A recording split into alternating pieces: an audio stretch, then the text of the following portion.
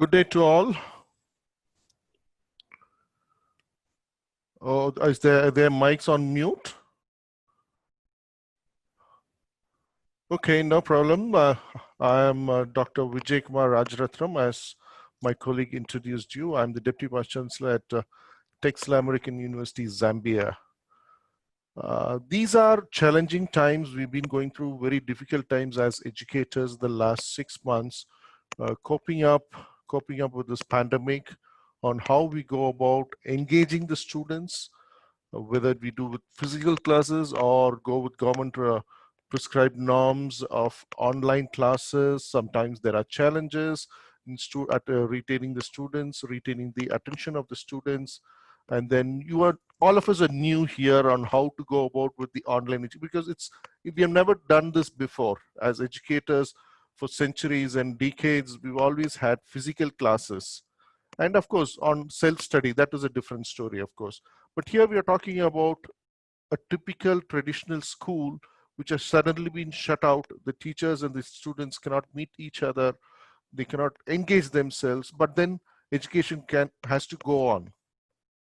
It's one of our breathing thing for human mankind, and it has to go on. We cannot just sit back at home and say that, okay, let the pandemic go and then we start the education system. No, it cannot. We need to get on with the education system.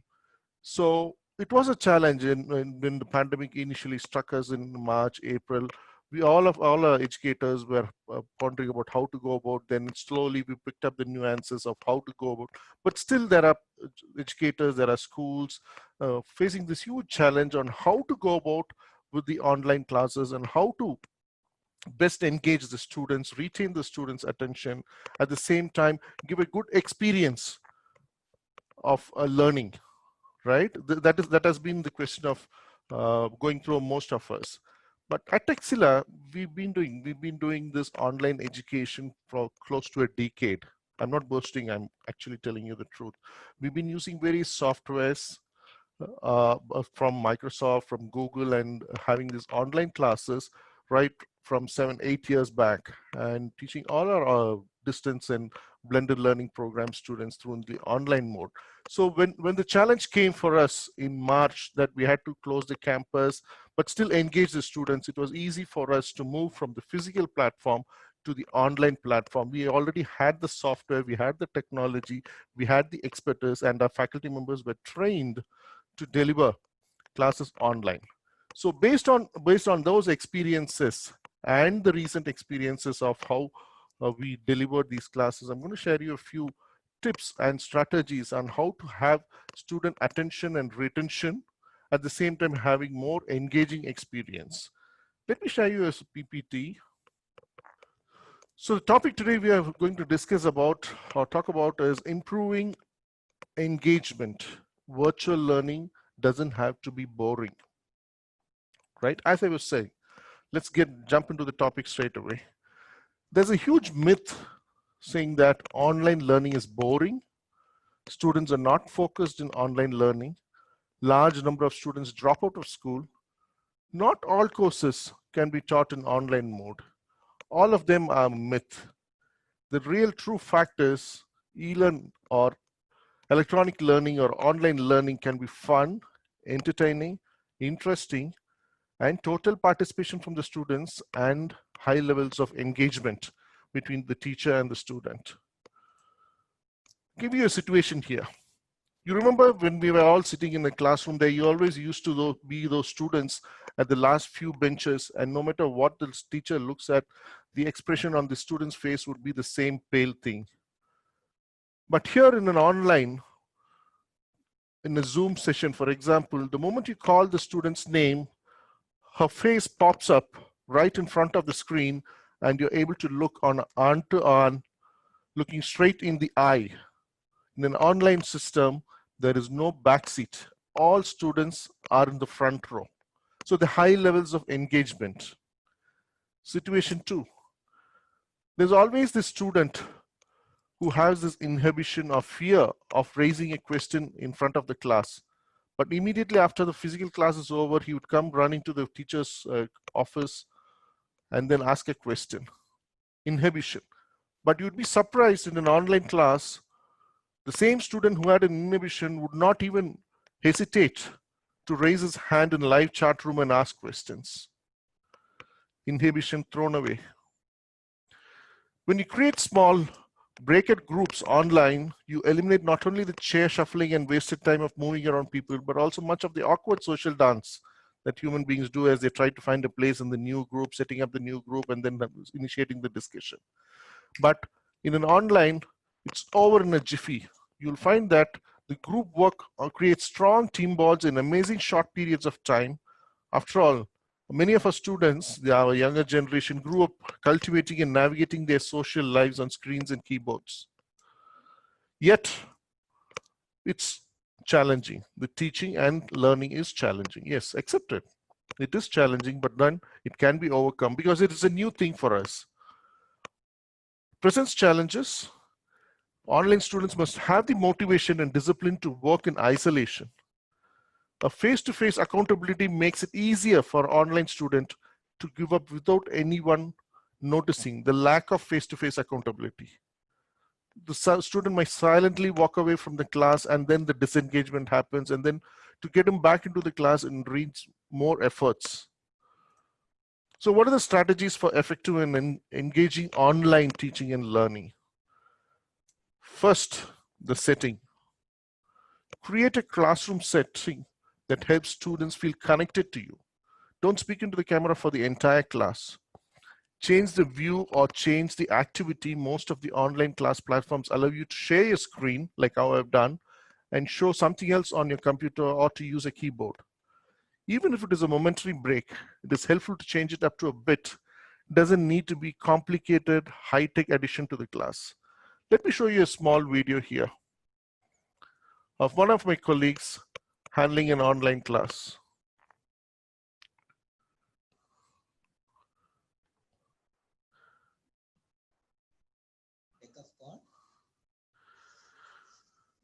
So a typical classroom has been set up with a whiteboard.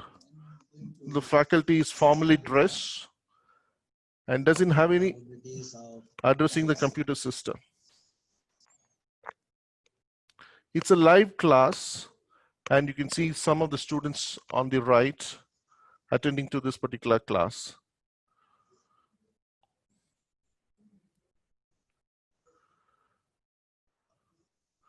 So this setting is very, very important. It gives you a formal classroom feeling and the students feel engaged.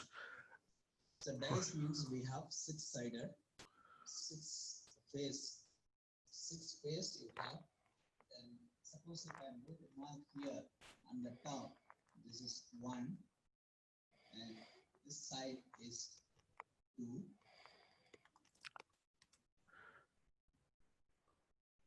So it is important that we have a proper setting, right? The background, here in this case, we had the whiteboard which the faculty could use to demonstrate the theorems, demonstrate the experiments there. Try to find a well-lit area of home that provides blank wall. If it is not possible, find a background with something simple like a desk, some books, a plant, or a picture frame. It is not a good idea to have a window or a screen as a light will distract. A quiet and private place. Maybe quite silly it might sound, but please take good attention. Dress as if you're going to work. You need to present as a faculty members, you need to present yourself very, very professionally, and that's when the engagement and the seriousness happens in the online class. This may sound obvious, but unfortunately, there have been many viral videos online of people who didn't brush their hair, or who forgot to wear pants and then got up suddenly and walked away right in front of the classroom. Imagine such an embarrassment that would have been. So dress very, very professionally. And then here comes, introduce the students to online learning. As much as we are facing difficulty in getting accustomed to the online teaching, the students are in the same situation. They also feel that this is totally new, the online learning. They're not sure how to go about it. All these times they were in a classroom, they had peers, they had friends nearby, they were able to talk to the teachers, but suddenly they are confined in their own bedroom space or in their study room, and they're looking at the computer and talking to the computer. It all sounds so weird. So handhold them, take them through the online experience, take them to a guided tour through the LMS, the learning management system that your school or your college must be having, pointing out the different features and functionality, including the online community. Show them how to find materials, assignments, and assessments, on how to communicate with their instructor and fellow students. Let me show you a snapshot of Texas American University's learning management system. So this is the learning management system of Texas American University. It has been custom made for me. Then it's a similar feel for the student also. You have a dashboard on the left with menus, and then you can look at all the enrolled courses here. If I go through one of these courses, say for example, general chemistry I'm going into. So here you'll have the background and the racial, the learning outcomes, and then the curriculum is displayed there, and then the lesson plan. Very important, the lesson plan is there, so the student knows what date, which class is going to happen, the lab sessions, and then the capsules, the PowerPoint presentations, all of them are uploaded and kept there for the student, and you can just go there, take it and read it after the online class has been completed. So similar learning management, if it is there for your institution, will be very, very helpful for the student so that he's able to go through it in more comfortable way. Manage expectations. Yes, this is earlier in the physical classes, you were able to communicate to the students saying that children, next day or tomorrow we are going to talk to discuss about this, or we are going to write about this, you're going to teach about this. But similar to online physical classes, tell them about what is going to happen in the next few classes. Manage the expectations. Post the course syllabus on the web. Part of managing the expectations is letting students know upfront how the course is going to get organized, importantly, the lesson plan and the course content. Deliver bite-sized spaced learning. Make the course content easy to digest and retain by delivering it in bite-sized chunks. Neuroscience has proven that our attention span is only for 10 minutes. After that, our attention starts to wane. Chunking content to 10-minute segments and then allowing learners 10 minutes to digest is the best way to learn, especially online. Get students to take action on what they've learned. So today you teach a topic, ask them to do something about the topic. Help students cross knowing doing gap by having them immediately apply what they've learned. Each lesson should consist of a piece of information and a student action. Ask them to participate in an online forum, providing examples or scenarios of a theorem that we would have taught them, solving a problem using a theory, having a conversation with a fellow student, an online discussion, reviewing what they've learned in notes or journaling, answering instructors' questions, or even writing a short essay. So this is a stepping stone for engagement. So what the student has learned in the class, he tries to translate that into something real life, or he puts it into pen and paper and experiences his learning. So, and again, here, in terms of assessments, in terms of providing assignments to the students, be very, very flexible. The world is not going to collapse if you're not going to complete the syllabus in the given point of time.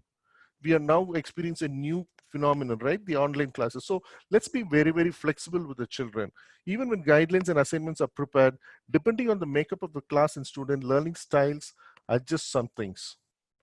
If the class is quiet, become more active. If the students are very active, step back. You can facilitate based on the way that the students are participating in the course. Give them a variety of assignments, written assignments, quizzes, debate, presentations. Points should be spread evenly across different assessments because some students may not perform well on tests while others might not write very well. Use technology to the maximum. There are softwares like, there are platforms like Zoom or Screencast-O-Matic. Use them for screen recordings. Teachers can utilize tools like Zoom and Screen-O-Matic to record their computer screens to help, like how this particular session is being recorded. Subsequently, it can be posted on the online server or online space your school or college is providing, and students can retrieve it from their learning management system, and they can watch it later at their own pace. Again, go through the videos repeatedly as much as they want for a better understanding. Automate your content to take advantage of being online. Let us not go and prepare online when the physical classes is right now happening. Instead, what you can do is you can prepare content beforehand and then present it to the students during the class and have a discussion. Let me show you my professor in chemistry who prepared a demonstration, an experiment beforehand. He recorded it, and then when he went to the class, he played the video, and then parallelly he started explaining it. Let me show you this. This you may find something interesting here, and you would want to. So here's my professor in chemistry doing an experiment in the lab, but at the and the same professor here in the class taking doubts from the students who are attending here. These are the list of students. Explain how to work with this spectrophotometer, but before we go and use the machine, obviously we have to prepare some solutions so that we can use it for the purpose of measuring cheminophores concentration. So, we have this stock solution. This is a cheminophore 1000 ppm concentration solution. So today the professor is teaching about how to use a spectrometry, right? He's in the lab. He has recorded this lab session through a video camera, yes, obviously. And then he used the same video to play in his class. This is his classes, a live class where he was teaching, and then these are the students there. So he was able to, he need not show it there and explain there. He brought the video into the class and let the students observe and raise doubts, at which he will be facilitating and answering them. So you can prepare these content much earlier so that the students can be prepared and the faculty is prepared to take questions. Attention retention, frequently review learning outcomes. The instructor's instructory video should always review the learning outcomes for the course. What the student would understand from this course. What will be the outcome by learning this particular course. This is very, very vital. Students should know why he's going through this course. This will have a huge impact. He's come there to have an impact and not information. Tell them what they'll be able to do after taking the course, not what information the curriculum contains. Remind students throughout the course about the results they can expect if they stick with it. Student retention, we all want our students to stay in the class, especially when it is online, it is even more challenging. But how do you do it? Prevent isolation by increasing the presence of the instructors. If a student hasn't logged into the course for a while, instructors should contact them to see what's going on. The student may need help or encouragement. These touch points will help the student feel less isolated and less likely to abandon the class. Instructors to make it easy for the students to get in touch with them via email. A regular scheduled office hour encourages students to speak up if they have issues or questions. You can have in your timetable or in your learning management system, you can put in this particular faculty will be available online from this time to this time on this particular date. Say, for example, Thursday, 15 hours to 16 hours, so-and-so will be available. So the students know that if he wants to reach to that particular professor or a faculty, he can reach online, have his doubts cleared, have a discussion with the faculty on how to go about with an assignment or similar things, or if he needs any counseling in terms of his studies, yes. So schedule office hour, encourages students to speak up if they have issues or questions. Feedback and interaction. This is the key part in the online classes. The more and more feedback and interaction that you have, that we all have with the students, there is going to be more and more student engagement, student retention. Build an online learning community. Say we can have a WhatsApp group with our students where we can share, exchange notes, when the parents can also be involved. We at Texas American University, we practice something called as the open forum. This is conducted every fortnight where all the faculty members of that particular class, along with the dean and the head of the program coordinator, they open up on the online, sit together and take the students. All the students also come for that particular class. All the students come online and they have an open discussion on how the classes went, how the assignments went. So this creates a huge amount of engagement, a connection, a feeling that yes, we're all together. And the best part of this is, now that the students are there in their residences, parents also join this open forum and listen to what the professors are saying about the assignments, about the upcoming unit tests or the exams that are coming. Then they also post some questions, and there's a bondage that creates. And this is what we call as the online learning community. A belongingness that they're part of something with like-minded people. And another thing is, just because we say that online, it is not necessary that the faculty should be online throughout.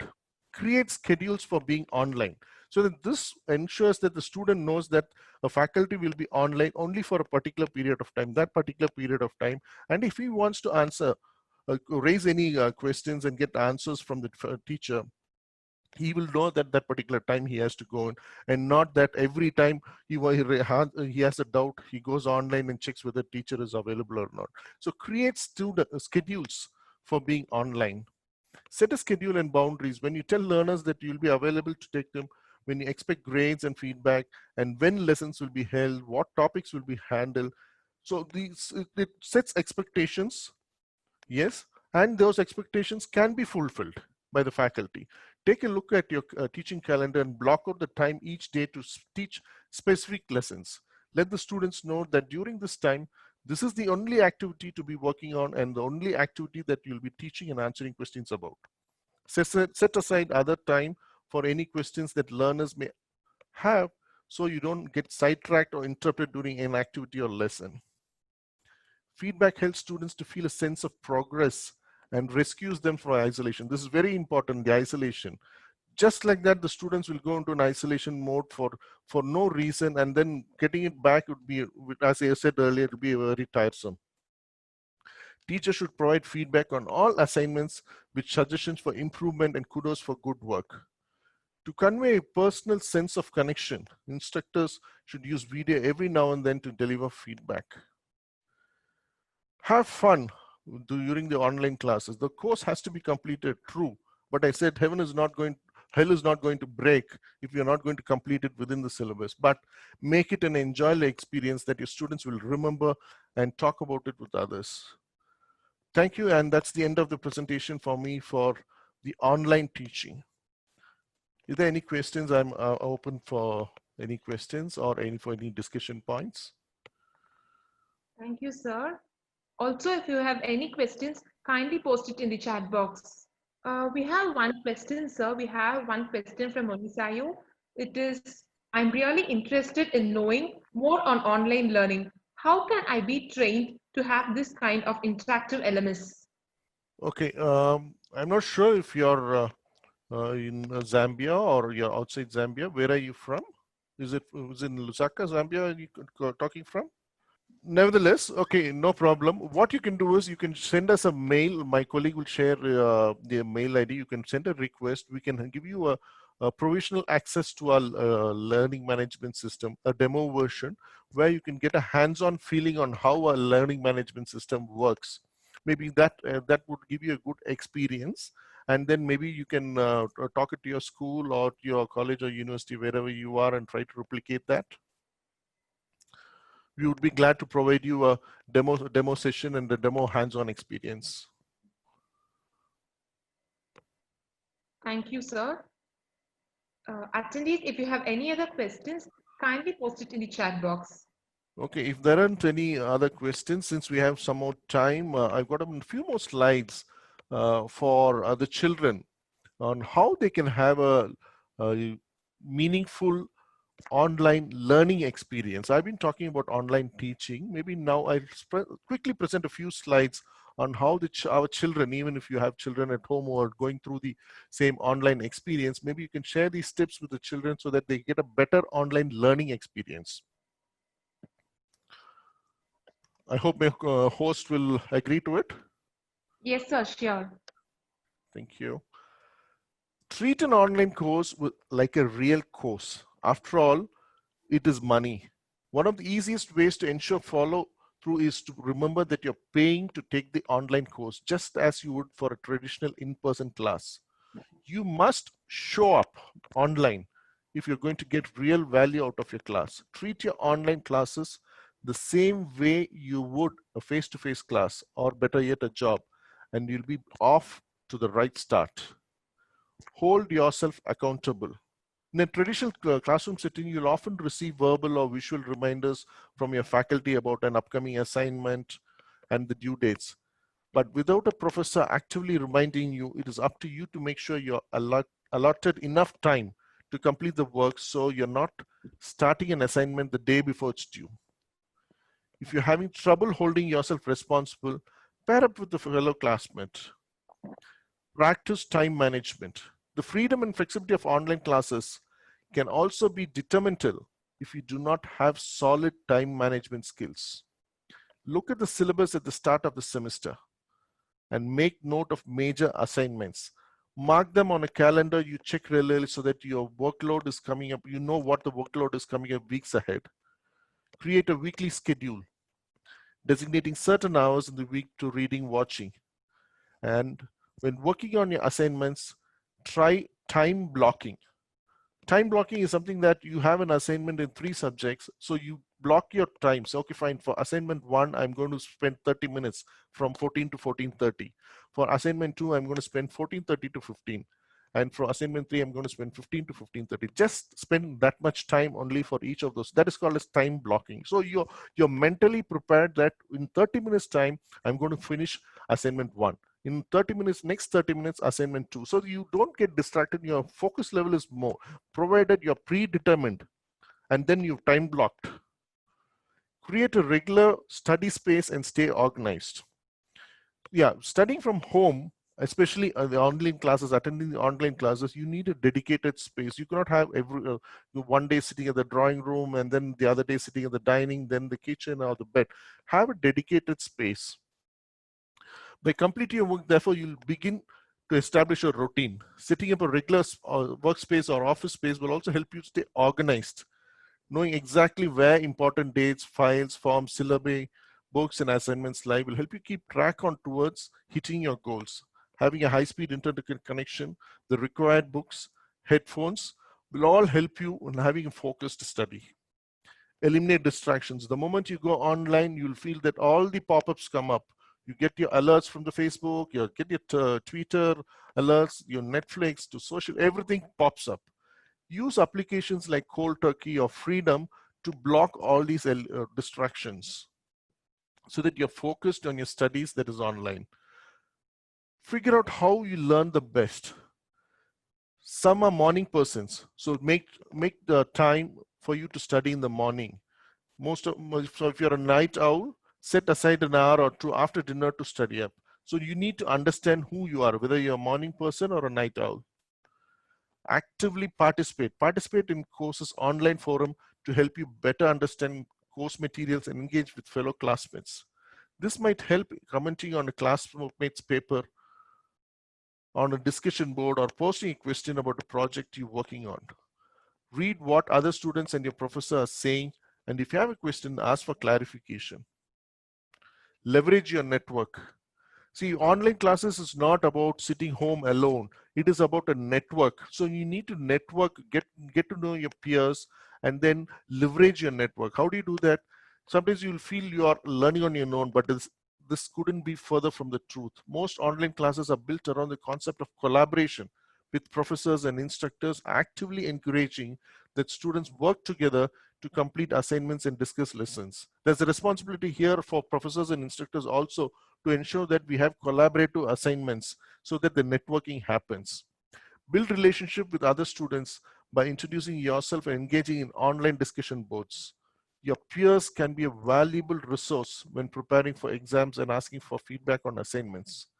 Don't be afraid to turn to them to create a virtual study group. Chances are good that they'll appreciate just as much as you will. Thank you very much for that extra time. Any questions on that? Yes, sir. We have a question from Rodrigue. It is, online learning can be challenging in Africa due to the network. How can we manage in Africa? Yes, and that again, I'm telling you, is a myth. This is exactly what we also thought when online classes we started for our children in March.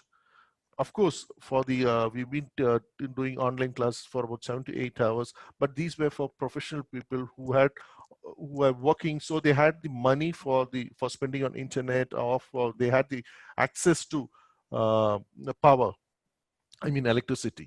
But then when it came to online classes for college students or school leavers in their first graduation that they are, everybody is talking about internet there would be challenges in internet. Power is a problem.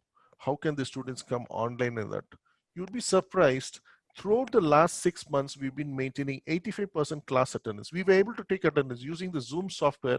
You will be knowing who attended classes. You'll be able to extract reports.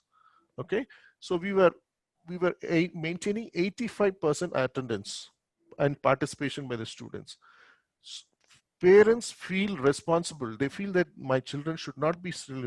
When you give the commitment that I'm giving quality education through online, parents feel that yes, the university is taking so much steps in providing and ensuring that my child has a continuing education. Parents take that extra effort in ensuring that data bundles and electricity is available. Another initiative as a university that we took was we signed up with two major internet providers, MTN and with Zamtel, in providing free internet bundles for our students. This helped tremendously for our students in being online and not spending too much from their pockets. So power and internet, it's a myth. If you have the real intuition, if you have the real initiative, you have the real interest and the commitment, you will definitely overcome that and get online and get connected. Thank you, Believe sir. me, I've experienced it. Yeah. Yes, sir. Thank you. Moving on to the next question. It is from Shamil. The question is, would you encourage group discussion among students online? Definitely. That's a very, very interesting point that you raised up. Thank you, my friend. Definitely, we would be raising group discussion because this develops networking. This develops a feeling of togetherness. Though they might be sitting in their different residences, they may be their homes or in their offices, but then when you initiate a group discussion, they all get connected and united and feel that they are in a virtual classroom. Definitely group discussion should be encouraged. Thank you, sir. Moving on to the next question. It is from Mr. John. The question is, how can I be a teacher at TAU Zambia? You're most welcome anytime. You can just log on to the website there, which is on the right bottom of the screen. You'll find openings. You can register there and send your profile there.